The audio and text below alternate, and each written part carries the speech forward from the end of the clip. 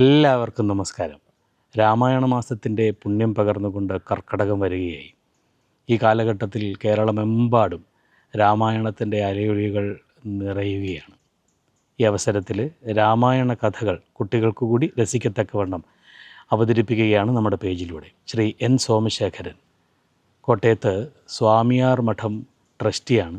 അദ്ദേഹമാണ് നമ്മളുടെ ഈ കുട്ടികൾക്കുള്ള കഥകൾ അവതരിപ്പിക്കുന്നത്. കോട്ടയം സ്വദേശിയായ അദ്ദേഹം സനാതന സാരഥി എന്ന് പറയുന്ന മാസികയുടെ പത്രാധിപരാണ്. അതോടൊപ്പം തന്നെ ബാലമംഗളം എന്ന് പറയുന്ന കുട്ടികളുടെ പ്രസിദ്ധീകരണം മുമ്പുണ്ടായിരുന്നതാണ്, അതിൻ്റെ പത്രാധിപരായിരുന്നു. അദ്ദേഹത്തിൻ്റെ കാലഘട്ടത്തിലാണ് ഈ കുട്ടികൾക്കൊക്കെ അന്നത്തെ വളരെ പ്രശസ്തമായിട്ടുള്ള ഡിങ്കൻ എന്ന് പറയുന്ന ചിത്രകഥ അദ്ദേഹത്തിൻ്റെ കാലഘട്ടത്തിൽ അദ്ദേഹത്തിൻ്റെ കൂടി ഐഡിയയിലാണ് ആരംഭിച്ചത്. കുട്ടികൾക്ക് ക്ലാസ് എടുക്കുന്നതിൽ അതിവിദഗ്ധനാണ് ശ്രീ എൻ സോമശേഖരൻ. അതുപോലെ തന്നെ ആധ്യാത്മിക പ്രഭാഷകനാണ്, ഗ്രന്ഥകർത്താവാണ്, കുട്ടികൾക്കുള്ള മോട്ടിവേഷണൽ സ്പീക്കറാണ്. ഈ രീതിയിലെല്ലാം പ്രശസ്തനായിട്ടുള്ള ശ്രീ എൻ സോമശേഖരനെ വളരെ സ്നേഹത്തോടു കൂടി ഈ ഒരു കലാംശത്തിലേക്ക് സ്വാഗതം ചെയ്യുന്നു. നമസ്കാരം.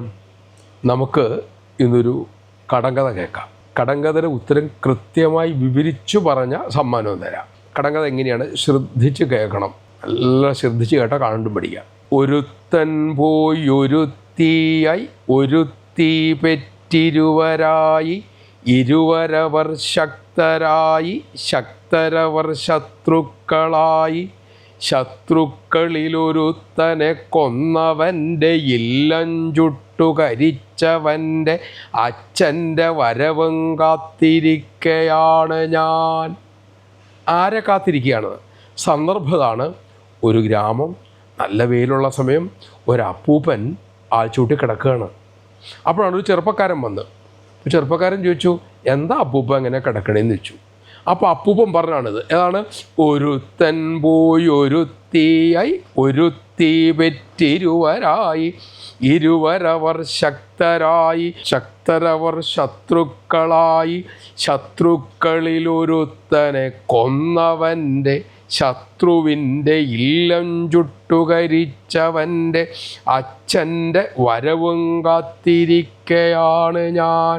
ഇതൊക്കെ നമ്മുടെ കുഞ്ഞൻ നമ്പർ എഴുതി വെച്ചാൽ നീളമുള്ളൊരു കടങ്കഥയാണ്. ഒരു ക്ലൂ തരാം, പിന്നെ എളുപ്പമാവുമല്ലോ. ഈ ഒരുത്തൻ പോയി ഒരുത്തിയായി എന്ന് പറഞ്ഞിട്ടുണ്ടെങ്കിൽ ഒരാണ് പെണ്ണായി പോയി. അതിപ്പോൾ എന്താ കാര്യം?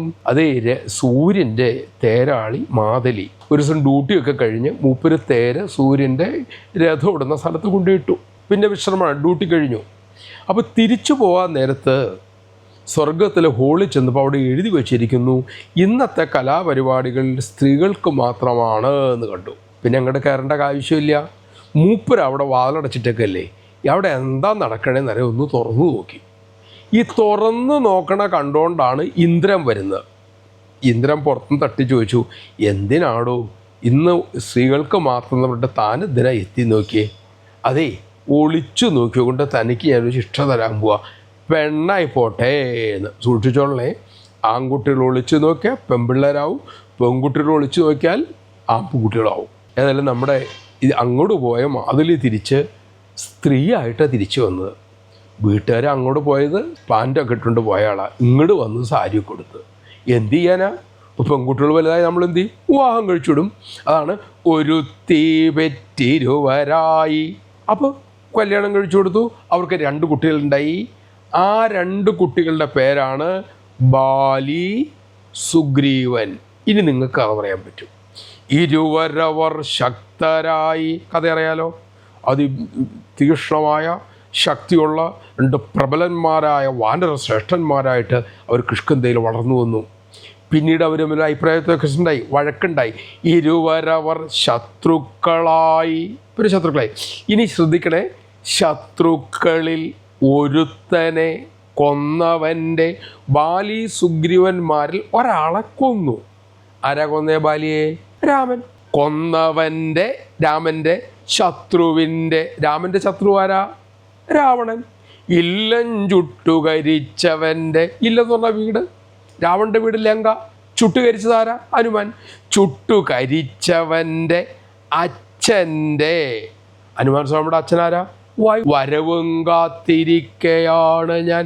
എൻ്റെ പൊന്നു കൂട്ടാ, ഞാൻ ഈ ആലഞ്ചോട്ടിലെ കാറ്റ് നോക്കിയിരിക്കുക എന്നർത്ഥം. കാറ്റ് വരണത് നോക്കിയിരിക്കുക എന്നർത്ഥം. അപ്പോൾ ഇത്തരം കടങ്കഥകൾ പഠിച്ചാൽ എത്ര കഥകൾ നമ്മുടെ ഉള്ളിൽ വരും, എത്ര ഗംഭീരമായിട്ട് നമ്മുടെ ഭാവന ഉണരും. അതുകൊണ്ട് ഇത്തരം കടങ്കഥകൾ വേണം പഠിക്കാൻ. ഇത് കുഞ്ചൻ നമ്പ്യാരുടേതാണിത്. നമസ്കാരം.